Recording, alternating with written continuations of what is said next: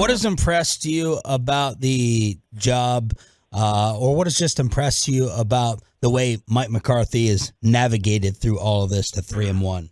This is such a different team than last year. I think Sean, we can fall easily into the trap of remembering they lost to Tampa last year, and then they scored a lot of points, and then they went on a run. That team had a whole bunch of newcomers who were veterans, like 8 of them on defense, but they'd come from all over the league.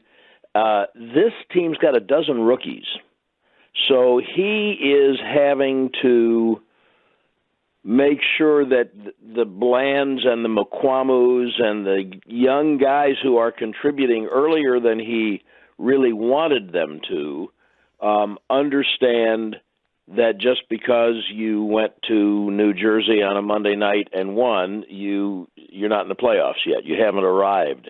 That's on top of all the extras. So then you get throw in your quarterback went out, and you got to figure out how to navigate that, and the rookie left tackle, all of that stuff. I think it's been a harder job than people realize this year because of all of them. It's what he's getting paid for now. Yeah. But I think it's a really good coaching job so far, and it's worth paying attention to. Who were some of the guys that really jumped out to you with their performance yesterday on the Cowboys side of things? There were some on defense that Mukwamu was everywhere, but I thought Van Der Esch was going to make every tackle for a while.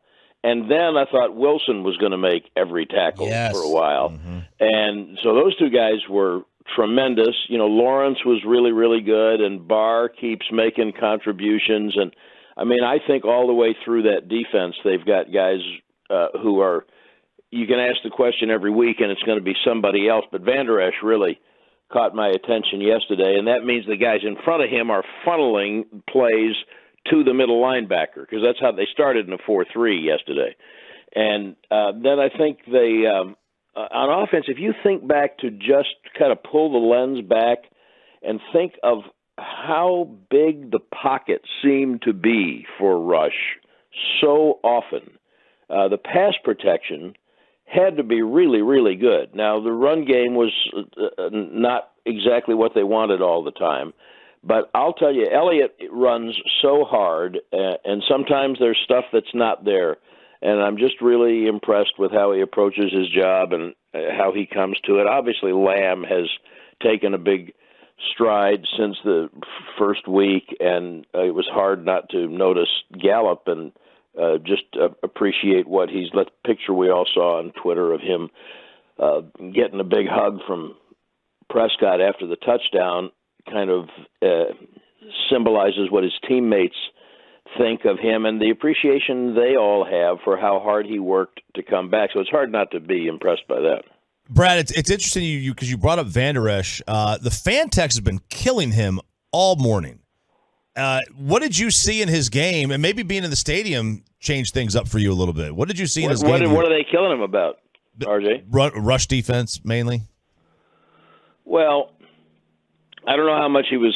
First of all, the big plays that they made in the running game were on the edge.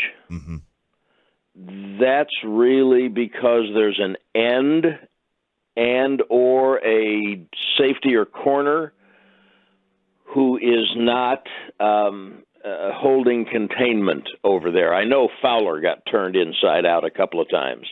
And that's where those edge runs come from.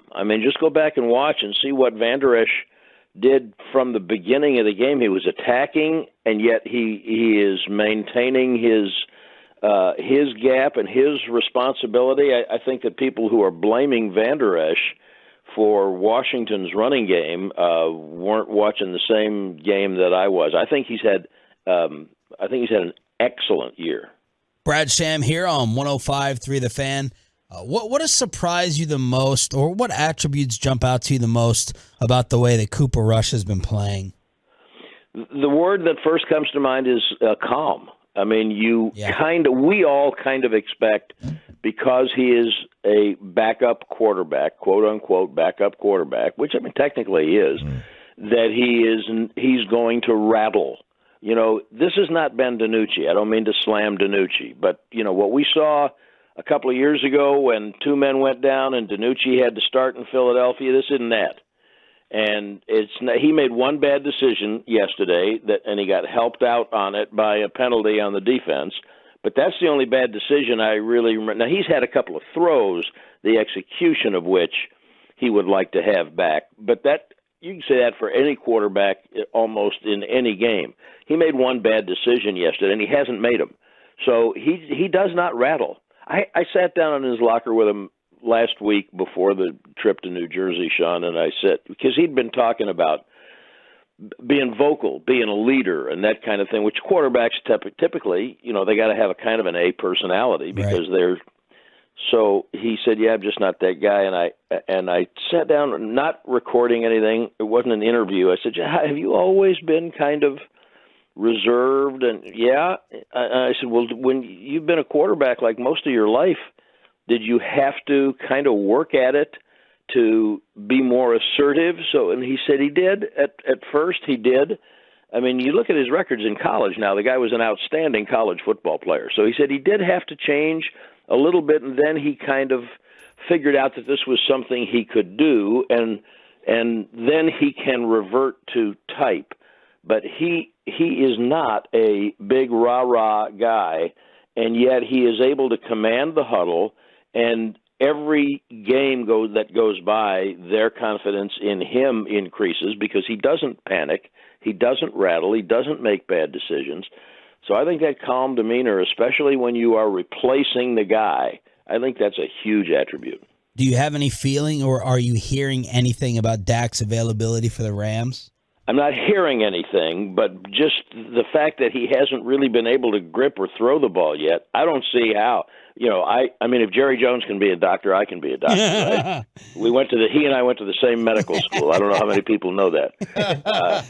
So I'm just going to say I don't see how it's even possible that he would have no practice and then maybe get a couple of days of practice and then be ready to play. If things happen, we get surprised all the time. But I don't see any way that it would make sense to me based on what we know on Monday morning that he would play against the Rams. And then, by the way, it's fair to say that if he were to come back and play against Philadelphia, that was kind of what Jerry told you guys and what he said on the fan like the day after the surgery, and he got roundly hooted for that. And it reminds me to remind people, Jerry, you don't have to like him, but he doesn't make stuff like that up. Someone told him that. If he says something like that, he didn't just pull that out of his hat. Someone told him that. So he then likes to be the one to convey the message. But people kind of hooted him for saying that, but they're going to have to take it back if Dak comes back and plays against the Eagles. Yes. Have you seen, or have you and Babe noticed any adjustments in the way that Trevon Diggs is playing with the knock on him in the offseason? Yeah, the picks, but the big yards with the outstanding game he had yesterday? I just think he's better. I actually did get to talk to him about that yesterday after the game, too, because there's no doubt in my mind that he is better as a cover corner than he was a year ago, besides the interceptions. You have to cover, obviously, to intercept the ball. But the number of times that he is knocking the ball down, he's not going to be perfect. That's okay. But there's no doubt in my mind that he has worked at it very hard. I think he's prideful. And I think he is a little thin-skinned. I think he has heard all of the raps, read the stuff on Twitter, takes to heart and somewhat personally that people think he's a liability if he's not intercepting the ball.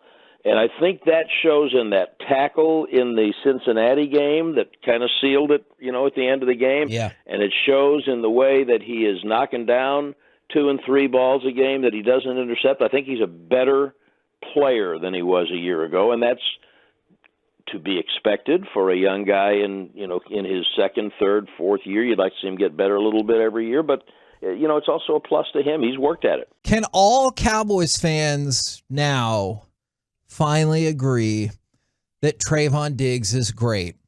The very first text I see. I'm sure Pro Football Focus has him as a negative player. Actually, he might be a 99.9 this week. For the first time ever. On Pro Football Focus? Maybe. Oh, good. There's whispers right now. I saw a 92 grade, but there's whispers that a player got a 99.9. They fired people that didn't know what they were doing. They're like, we didn't count that touchdown. From 972, the very first text I see. No, we can't agree that he's great. He's very good. But more than half of his interceptions last year were from Darnold, Kyle Allen, and Daniel Jones. Same this year. There's a reason good quarterbacks will still target him. That's going to be my sigh, and then we're going to try to attack this. But you're right, Corey. I knew better than to think that all humans would agree that he's great. Go ahead, Corey. I want to hear what you have to say. I really liked hearing, and I think it was who was on the call yesterday on TV aside from Greg Olsen. Who's the other guy? Shlomo Glickstein. Kevin Burkhardt. Yeah, I think it was him that was sharing this. It could have been Olsen, but Dan Quinn basically told him, "Look, people didn't throw at Richard Sherman. This is very similar to what I used to do to my wife. Whenever I would say, well, my grandma could do it after she was pregnant, and it would motivate her to go out and do it. You know, she'd be like, I can't do this right now, and I'd be like, well, Maxine would do it. So Dan Quinn goes to him and says, nobody was throwing at Richard Sherman because they knew it was useless to do it. So the 11 interceptions is cool, but what are you going to do next? What are you going to add to your game? Okay. What's going to be different? And so for me watching him yesterday, there was still a moment where they ran at him and he didn't put his nose in there, but we saw him make the stop against the Bengals. Yeah. We saw him make some really good defensive plays against the Giants too. And then he does yesterday.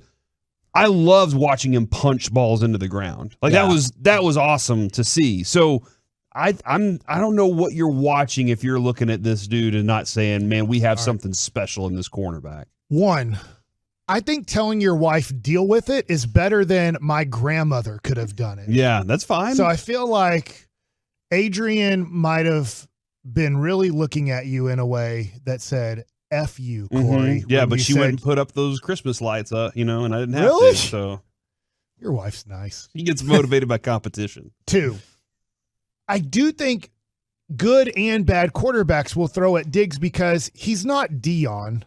I mean, we have one Deion, Turpentine, who's just proving that he's the next Deion Sanders back there. That's what Jerry called him. So yeah, Jerry's with me.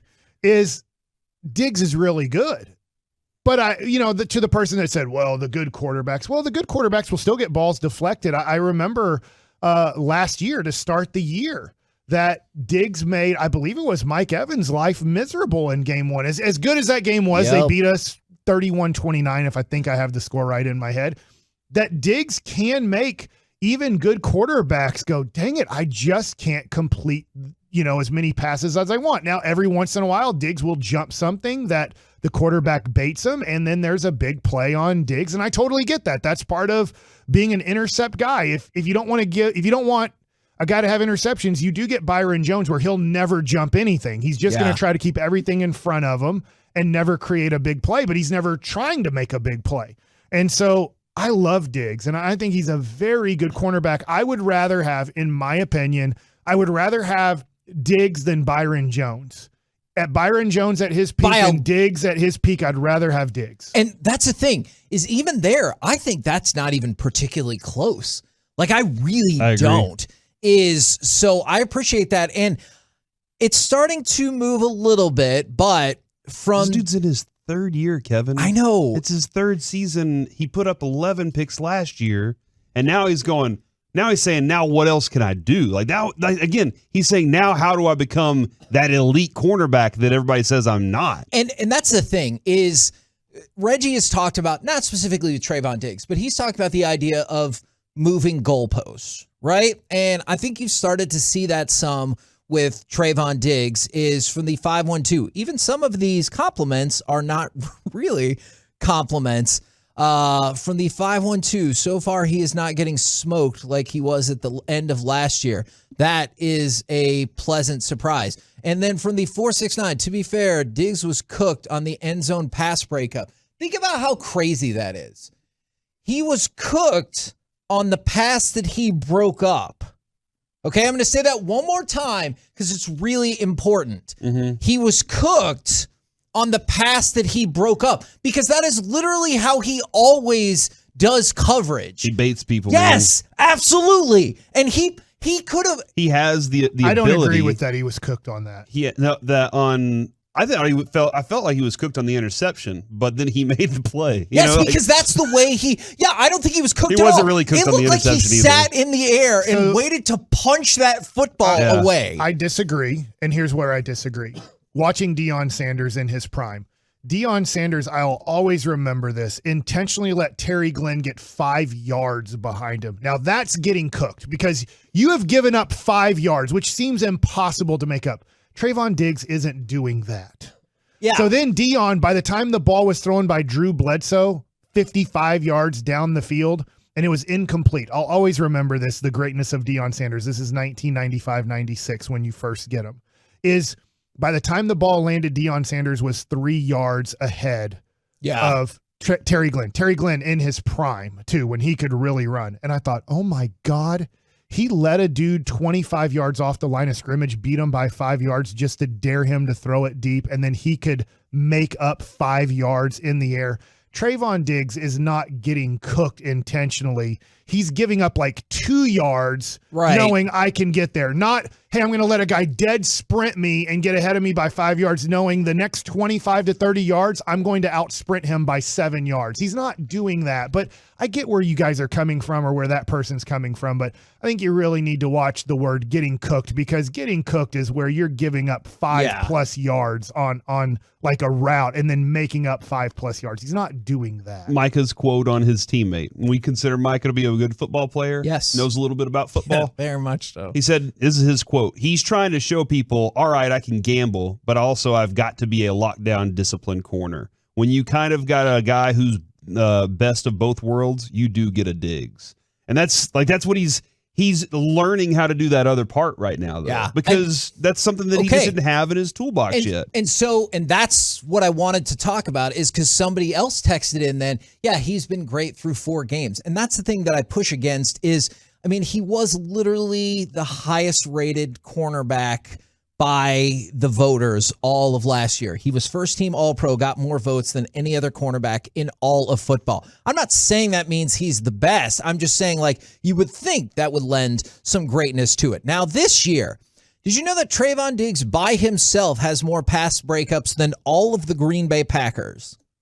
The entity known as the Green Bay Packers has fewer pass breakups than Trevon Diggs. Yesterday, Trevon Diggs gave up 1 catch, had 2 pass breakups. I believe they were both on 4th down, including the one that essentially ended the game, an interception, and he gave up a passer rating of 0.0. That's exceptional. I'm guessing. It feels, because Reggie didn't ask if that was good. It feels, To your point, real quick, Zaire Alexander's the highest paid cornerback annually in the NFL, and he's on the Packers. So $21 million. I'm just imagining this offseason. I hate to tell Cowboy fans that don't like Trevon Diggs. He's going to get over $21 million annually per year, and I'm going to guess it's going to get close to 25. I want to add though that pass to the end zone that allegedly was cooked on, the pressure that was getting to Wentz on that play. Like, that wasn't a good throw either. No. Wentz had to throw it off of a back foot. He had pressure in his face, but guess who's there? Diggs. This combination is going to be what makes both sides so good. You're going to look back and go, why could nobody pass on this team? Well, because the pressure up front. But also the guys on the back end of it were doing exactly what they were supposed to be doing too. It's the same thing that I always felt going way back to when people were like, well, how good would have Aikman have been without Emmitt Smith? And I'm like, I don't want to find out. It's the same thing. I think Corey's on to a great point. Not. Is this defensive line has been harassing folks all day long. Does that make the cornerback's job easier? I have no doubt about that. But you also have a cornerback that's making people pay for trying to make those throws anyway. And I think, because now are you going to think you have to take the sack? Because if you lob the ball up in the air, guess who's coming down with it? Is through 32 games, which used to be the equivalent of 2 seasons. Now I know we've clearly changed. Trevon Diggs has the second most interceptions through 32 games than any player in the history of the NFL, behind only Everson Walls. That's good. All right. And so you look at it, last year he had 11 interceptions, which was the most in 40 years.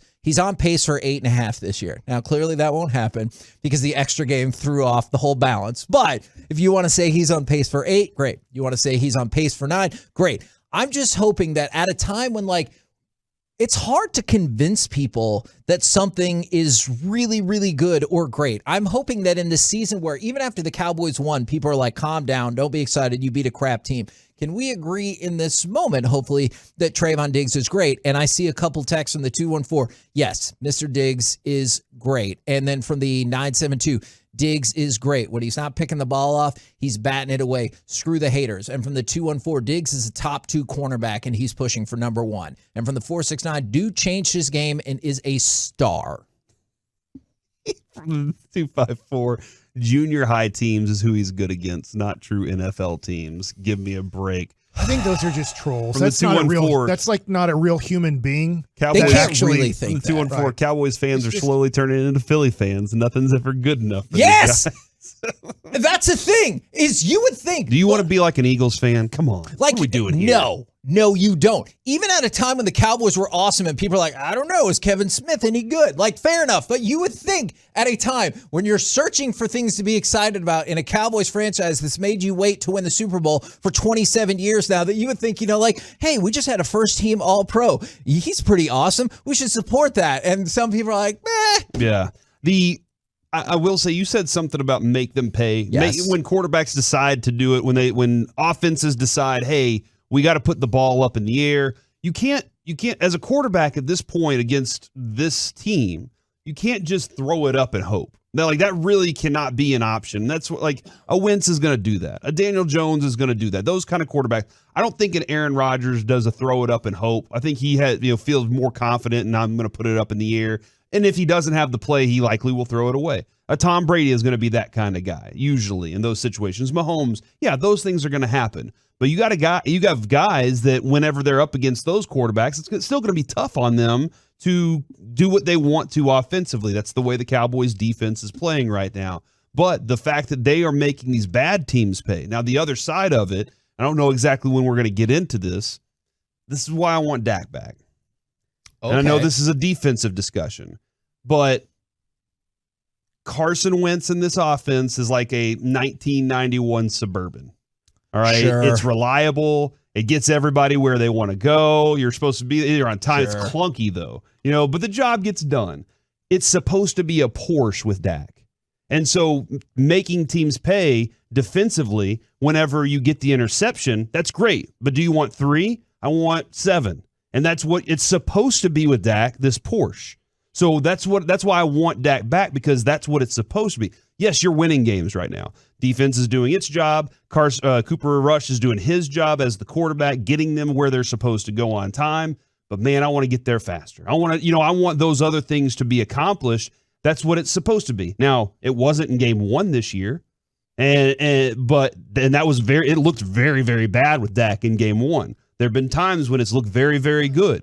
And that's what I want. I want this team to have the defense that matches the offense that can be a Porsche. And Mike, I know you've said things kind of like this before. I think this texter I think they're spot on from the 214. Pro Football Focus started all this hate, and it's insane. Yeah. Watch the games. He's a freaking stud. He's really good. And I know that, I was just looking at how much he's going to get. He's going to be, when he gets his contract, the highest paid annual. I'm sure you're right. And then there'll be other guys that take his spot, because when the higher draft picks who do as good or close to as good as him, it just keeps going up. But, I mean, this is a guy that you just can't get rid of. You can't say, oh, he's just okay, because if you were to let him do real free agency, he would get over $25 million a year. Luckily, there's no real free agency in football. So, because think about it, good players don't ever really go to free agency. That's the owners did a great job of that, of making sure there's not free agency in football. So he's probably going to get somewhere between 22 and 24 million a year, beat Zaire Alexander, Denzel Ward, and Jalen Ramsey's contract because he's the newest great cornerback to come up. But he is great. He's not Deion Sanders. We'll probably never see another Deion Sanders in our life. So if you want to compare him to Deion Sanders, which I am not, then he's not going to do that. Just like Turpentine's not going to be Deion Sanders just as much in as this you want him time to and be. space for the current modern NFL, Right. he is great. And this Cowboys defense still be holding their opponents to under 20 points a game. Micah Parsons afterwards saying, he thinks this defense can hold them to fewer. It's the first time that the Cowboys have held their opponents to under 20 points in their first 4 games since 1973. That is incredible. And Micah wasn't even happy with this defense's performance. He was like, look, guys, we had more sacks than we left on the field. He was critical of his own performance, said, I got to do a better job finishing as the best player on this defense. I do think this is the best defense right now in the league. Just through 4 weeks, when you look at their pass rush, DeMarcus Lawrence is leading the league in pressures. Trevon Diggs, already 2 picks. He's got back-to-back interceptions and back-to-back games. He also is leading the league in pass breakups. He's been fantastic. I think his new nickname should be Dikembe, because he's swatting him out No, of the no, air. no. I think he needs to start shaking his finger like Mutombo. Not today. Mutombo. But I think my number one star to start the list, boys, I think it's Donovan Wilson. Donovan Wilson. Oh, he was shutting it down. He's number one in my heart. Has been since 2020. We had a little speed bump there. We went over to J-Ron Curse last year, but now we are back. Donovan Wilson is an absolute monster.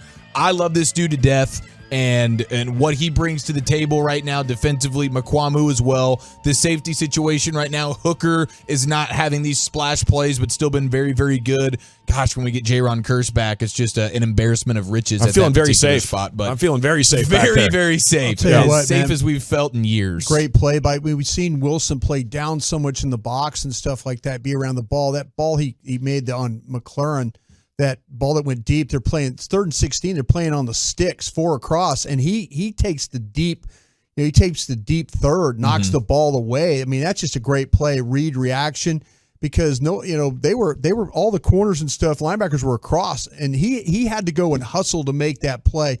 He did a great job, and not only playing up, but being able to play back as that true free safety. I felt like he was the best player on the field yesterday. He was all over the place. Donovan Wilson's been absolutely fantastic, and he's a heat-seeking missile. But you're right, Brian. The coverage ability was on full display yesterday. Yeah, that's the thing about, you want your guy to be able to do both. And, sometimes you have that guy that could just play down in the box and make plays and, keep everything in front of him. But if you have a guy that can turn, run, find the ball, and cut routes off in the deep quarter of the field, I mean, that's a big time football right there. Kudos to him. I mean, he was a raw guy, who would come He blow was a you guy that up. was a lot of 6th-round hurt, draft pick. but he was always hurt. Remember, Yeah. he was always dealing with something. It was always something that was wrong, and now he's playing to the level that it gets him noticed. 469, Van Der Esch was everywhere the first 10 plays. It did look like early in that one, Leighton Van Der Esch was going to make every single tackle of this football game. Yeah, they struggled a little bit, though, and you get the all-22. I hope folks can get the opportunity to take a look. There was some times where the fits weren't great on those outside run plays. I kind of felt like that Leighton was a little slow on a couple, but he was kind of having to deal with some other things that were happening in front of him, so maybe that made him hesitate a little bit on some of those plays. So, yeah, but Leighton is a guy that's always going to be around the ball if he can. We also have, from the 972, Cooper Rush is my star. Hard not to give a star to Cooper Rush as one of the stars of this game, and he made some big-time throws. Any love for Gallimore on there with on the Twitter? Neville Gallimore had his best game. Nobody has texted in Neville Gallimore yet. I don't see anybody on Gallimore the Twitch. was, and then you look at the situation. Gallimore was hard. You talk about the Commanders guys inside hard to block. He was pretty hard to block yesterday in that game as well. And he very stepped up disruptive. big because Bohanna goes down. Yeah, well, see, the thing about it was he was not very good on Monday night, and I No. think he kind of felt like, man, I let everybody down on this defense, and you got to earn your keep on this defense. You can't go out there and play half. You know what? You got to Came in and geek off the street, right? No. Mount up. No, so you got to get it going out there, and he heard the whispers about him and played a much better game. We also have CeeDee Lamb, of course. The one CeeDee Lamb drive where it was 3 consecutive passes to CeeDee Lamb. Yeah. Unbelievable. And then, of course, that route, the 30-yard touchdown, which you broke down for us there in Trusty's corner. Great design by the Cow, and great job by Dalton Schultz. Not a factor in much of the part of the game, but that was a really nice route to hold that safety there. 21 catches for 270 yards, I think, since that disappointing Week 1 performance by CeeDee Lamb. Stepping up in a big-time way. How about we're getting a lot of love for Michael Gallup. Nice return for MG, drawing a ton of pass interference calls that help move the football for the Cowboys. I feel like at times the nosebleed guys, you discredit Gallup a little bit. And I felt like yesterday, like him being a factor should have earned a little bit more of y'all's respect. Definitely earned some more respect out of me, and I've always been a fan of his. I just always felt like people jumped the gun. People were trying to, after like his rookie year or second year, like Gallup's number 1 wide receiver. Gallup's the number 1 wide receiver. Yeah, he's not that. Like we got to temper that. Yeah, that's where Eric's been off. Okay. As a complimentary dude to CeeDee Lamb, and with the way this wide receiver core looks right now, like you need all the Michael Gallup you can get. Yeah. So absolutely. And you're right. I mean, yesterday he made a massive impact in the game, and it was awesome to see him get that touchdown. And Noah Brown was still a factor too. He was? Yeah. Like 3 productive wide receivers. This is a lot of fun. And I love how Cooper Rush isn't dumping it down and throwing it to the tight ends all the time. Let's actually get it to the fast guys. Sure. And they're setting working it up out for bigger too. plays. They're setting it up with the blocking too. They figured out, like last week, CD had that drop against the Giants. It was a max protect play. The shots they were taking down the field were all max protection plays. Yeah, tight ends and in, backs in, all that stuff in. So, they're going to give Cooper Rush the opportunity to throw the ball down the field because you got a guy that can separate down there. And you really needed it more so than any of these games. Yesterday, you needed it. You couldn't run the ball for squat. No. You had to push the ball down the field, and it was really nice to see. Okay, speaking of that, what do you think of them still calling 27 runs?